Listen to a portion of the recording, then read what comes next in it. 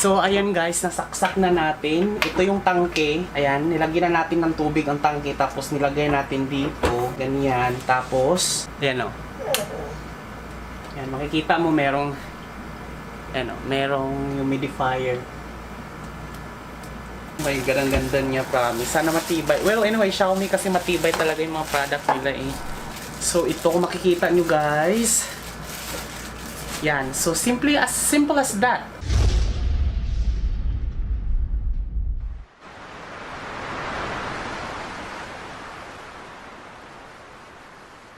Hey guys, welcome back. It's at I Love Tanchong TV, a channel that highlights and celebrates the beauty of life. And if you are new to this channel, consider subscribing. Click the subscribe button at yung bell notification na katabi naman ito para ma-notify kayo moving forward sa mga upcoming uploads ko. And if you're using your social media, Twitter, Facebook, and Instagram, please follow me. It's at I Love Tanchong and visit my blog, www.ilovetanchong.com. So another 10-10 budol unboxing na naman po ang ating i-feature sa vlog na ito. It's going to be my newly purchased household naman tong mga gamit na to. So hindi, alam mo naman, puro mga household na gamit yung mga binibili ko sa online. So remember last time na meron akong nabili na pampabangon, amoy na Shangri-La Hotel.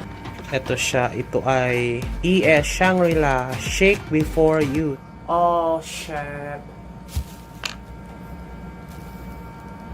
Hindi ko oh my God, ang sarap, parang parang ang sarap dilaan. Ang bangon niya, in fairness. Hindi na ako makapag-antay, parang gusto ko nang ilagay sa humidifier to. Ay naubos na siya. Siguro parang mga 3 weeks lang siya sa akin. Ganyan siya. Ganyan kalakas ako maglagay ng pabango dito sa ating humidifier. So I decided na medyo sulit ang ating budol na bili ng last time. Medyo nabanguhan ako at medyo nasulitan ako doon sa pabango na yun. Kaya sabi ko, hindi lang Shangri-La na hotel ang bibili natin. Bibili tayo ng iba't ibang mga pabango na hotel. Iba-ibang klaseng aroma ang ating with the same seller pa rin naman. And yung isang box naman na i-unbox natin ay ito naman ay gamit naman sa ating mga spices. Bumili ako ng mga maliliit na mga garapon na ganyan na nakita ko sa merchandise ng mga yung mga plasticware, kitchenware dito sa gilid ng EDSA, sa tiyanggi ng EDSA. Parang nakita ko siya, ito ay amounting parang 51, ganyan 51 pesos, tapos naging 34 pesos sa Lazada. Pero nung time na to parang 16 pesos isa nito, kaya humakot na ako. So, i-unbox natin yung dalawang boxes na to kasi para naman magamit na natin at ma-review na natin at ma-picturean na natin at ma-review na natin sa Lazada. So, quick unboxing there. So, ito ay worth 1,000. Ito ay worth 1,517 pesos including shipping fee. 5 litro to ng 5 iba't ibang aroma. 1 litro ba talaga? Ito kasi parang last time, hindi ko alam kung 1 litro ba yung nabili ko kasi worth 300 ang bawat isa eh.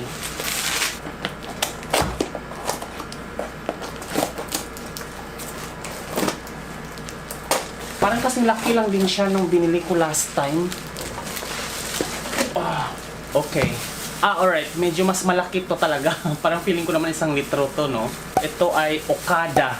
Yan. Ito ay Okada version. Ito naman ay coffee. Brewed coffee yung kanyang amoy. Alam mo, nasusulitan ako dito sa binili ko na to. Kaya sabi ko na, damihan na natin lahat ng amoy, no? Meron tayong lavender. Ito ay Bamboo Fresh.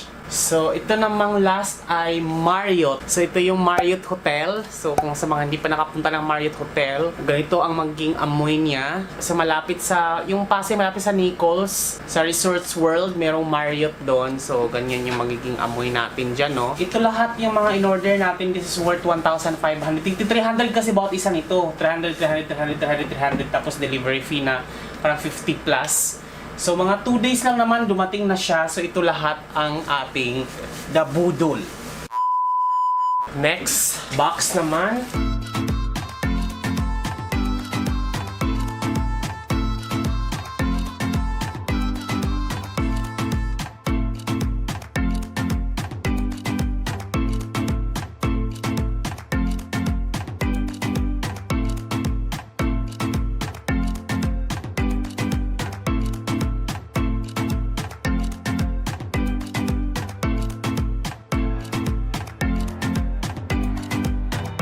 May dalawang klase akong nabili dito na tig 31 pesos. May dalawang klase na tig 34 pesos. At saka the rest, 6 na pirasong tig 16. Papakita ko sa inyo kung ano yung kaibahan nila.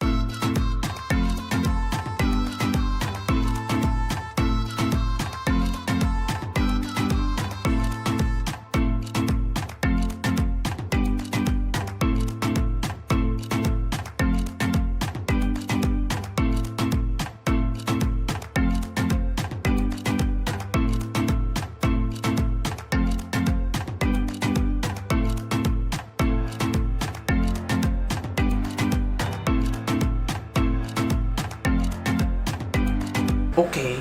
So, ganito palang magiging itsura niya, guys, pag bibili. Ay, babasagin pala niya siya. Para siyang babasagin, guys. So, yan siya, babasagin siya. So, ano kaibahan lang talaga, meron siyang customized na takip. So, for example, brush to. Yan. So, ilalagay mo lang siya dyan, no? And dito na ilalagay, dito mo ilagay yung, mga oil, ganyan. Para ibabrush mo siyang ganon. So, yan yung magiging drama niya, guys. Yan siya. Pero hindi resealable ha. Hindi siya yung tipong naiikot na ganyan para magsara. Para siyang meron lang siyang plastic dito. Pang takip lang talaga siya. Pero parang natatakot ako. Akala ko kasi pwede siyang isara or something. Kasi maganda siya kapag isasara para hindi matumba to. Pero pwede na to. And then, dalawa yung binili ko na brush. Halimbawa, yan, mag-apply ka sa isda or sa karne, ibabrush mo lang yun. Or oil, yan, ibabrush mo siyang ganun. Perfect. Ito naman yung sa honey. Yan, medyo pabilog naman siya. Ganyan naman yung itsura ng honey. Hindi lang talaga siya na, guys, hindi siya naki-screw. Para lang, nakakatakot siya baka masagi. Honey, dalawa yung honey na binili ko. Tapos the rest, kutsara na siya. Mas okay yung kutsara, guys, dahil parang mas nasasara siya. Or paano ba to? Hindi, parang ganun din. Yan, ito naman yung kutsara niya. So, 6 to. So, there, ito lahat ng ating nabili na mga kitchen or household na gamit. There, lagyan lang natin to ng laman and then good to go na siya. Pwede na siyang gamitin. Medyo ang disadvantage lang talaga, guys. Hindi siya yung, akala ko na siya na si-sealed ito or something, ganyan. So, anytime, pag nasagi mo siya, baka matapon yung mga spices. Yan siya. Parang ididiin mo lang siyang ganun. Yan madali lang siyang yung kunin kasi gaganon mo lang siya. So ito lahat, guys, close up lang tayo, no. Ito yung sa brush. Yan siya. And then ito yung sa honey. And the rest, ito yung sa mga kutsara-kutsara na mga spices. Ganyan. So okay siya. Medyo mas appealing ang kanyang itsura lalo sa kusina dahil malinis, dahil naka-uniform yung mga nakalagay yung cinnamon, asin, mga spices, powder chili, mga ganon. So, perfect to. Kaso nga lang ang problema, guys, hindi siya, pag nasagi mo to, pwedeng matapon agad kasi parang ganito lang siya, parang ganyan. Nakapatong lang siya.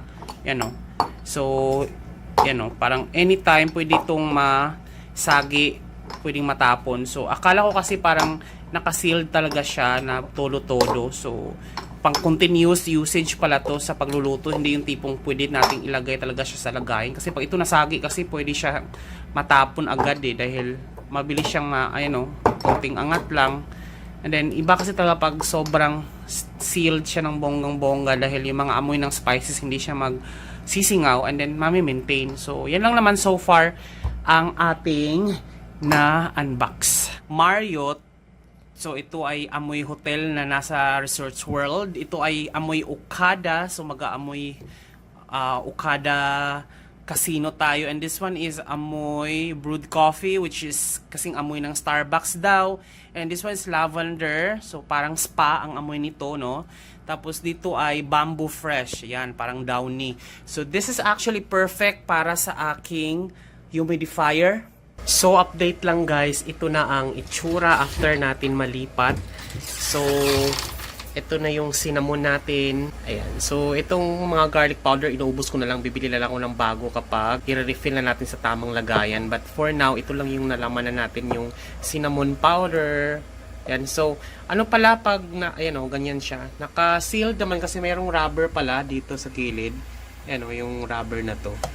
Ayan. So, wag lang talaga masagi kasi matatapon. Pero pagka may mabilhan kayong yung parang rack na pwedeng idikit-dikit dito, yung ganon, na may mga nabibili ganyan sa Lazada. Yan. So, ito na yung asin natin. And then, ito yung atsuete. Yan. And then, paminta.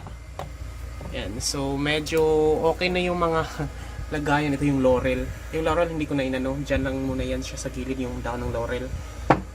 Tapos, ayun, so far, hindi ko pa nalipat yung mga dahon dito, yung mga herbs. For now, dyan lang muna yung mga spices natin. Morning! Ngayon ay Friday. Isang tulog na lang talaga at makakapagpahinga na rin naman ako, no?